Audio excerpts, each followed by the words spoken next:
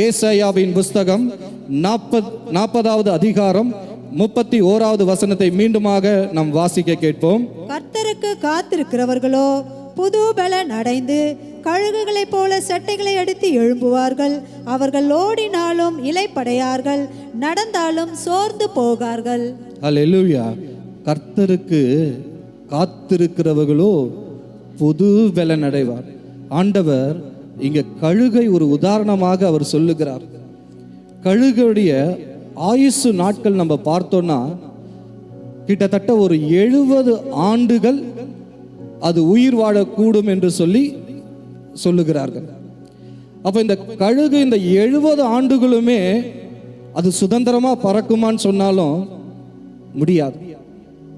அதுக்கு 40 வயது ஆகும் பொழுது அது ஒரு சோர்வுக்குள்ளாக போகிறது. அந்த 40வது ஆண்டுல அதனுடைய சிறகுகள் எல்லாம் தடிமனமாகிடுமா. அது கொத்தி எடுக்கிற அந்த அலகுகள் எல்லாமே தடிமனமாகி அது உயர பறக்க முடியாதபடிக்கு அது ஒரு இடத்துல முடங்கி இருக்குமா. அதுக்கு 2 வழிதான் இருக்கு. ஒன்று, அந்த கழுகு தன் ஜீவனை மறிக்கும்படி செய்யணும். 2வது, அந்த கழுகு உயிர் வாழணும் அப்படின்னா சில விதமான வலிகளையும் சில விதமான வேதனைகளையும் அது சுமக்க வேண்டிய ஒரு சூழ்நிலை வருகிறது. அது எத்தனை மாதங்கள் ஆகும் என்றால் கிட்டத்தட்ட ஒரு 5 மாதம் வரைக்கும் அது ஒரு இடத்துல காத்திருக்கணும். அதாவது 150 நாட்கள் ஒரு இடத்துல அது காத்திருக்கணும்.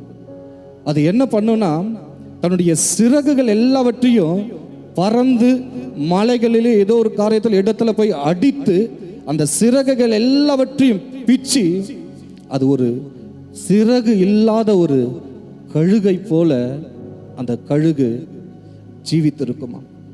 அந்த 5 மாதம் வரைக்கும் அந்த கழுகு ஒரு இடத்துல இருந்து 5வது மாதத்துல அதனுடைய சிறகுகள் அதனுடைய அலகுகள் எல்லாவற்றையுமாக பார்த்தோம்னா ஒரு புதிய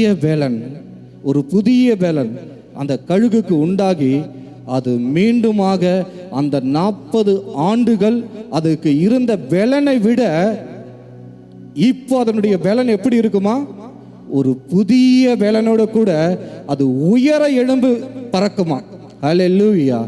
ஒரு கழுகு காத்திருக்கிறதுக்கே இவ்வளோ ஒரு புதிய பலன் உண்டாகுதுன்னா நம்ம எல்லாம் தேவ பிள்ளைகள் கர்த்தருடைய சமூகத்தில் நம்ம காத்திருக்கும் பொழுது நமக்கு ஒரு புதிய பலன் உண்டாகாதா? அல்லேலூயா. உங்க பிரச்சனைக்கு ஒரு முடிவு வராதா?